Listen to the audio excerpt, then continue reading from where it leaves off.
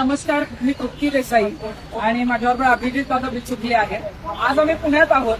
आज पहिला पाऊस पुण्यातला पडलेला आहे. आपण जर बघितलं असेल की सध्या नद्या आटत आलेल्या आहेत, पाणी नाहीये आणि शेतकऱ्यांची पिकं जळालेली आहेत. आणि सध्या अशी चर्चा होती की नीटचे पेपर फुटले, खासदार फुटले, पण ढग कधी फुटणार आहेत? फुटणार आहेत म्हणजे ढगातून पावसाच्या सरी कधी बरसणार.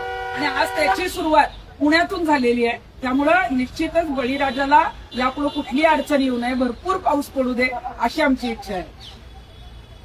ज्या पद्धतीनं हे जे मनोगत झालं त्यावर ते मी माझं मनोगत व्यक्त करेन किंवा मी करेन की ज्या पद्धतीनं नीटचे पेपर फुटले ते संपूर्ण भ्रष्टाचारी लोक स्वतःचा अभ्यास मागून घेत आहेत. पण माझ्या बळीराजासाठी, शेतकऱ्यांसाठी, माझ्या सुजलाम सुफलाम असलेल्या महाराष्ट्रासाठी आज 22 तारीख तरी पाऊस पडत नव्हता. आणि खरंच सांगतो मी बरं का, ही गेले 8 दिवस मी प्रत्येक वेळेला ज्या मंदिरात असेल किंवा मी जिथं माझ्या मनात काय बोलत होतो ना, पावसासाठी बोलत होतो.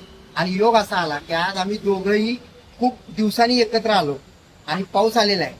तर ईश्वर चरणी एवढीच प्रार्थना करीन की माझा सुजलाम सुफलाम जो महाराष्ट्र आहे तो असाच भरभराटीत लावा.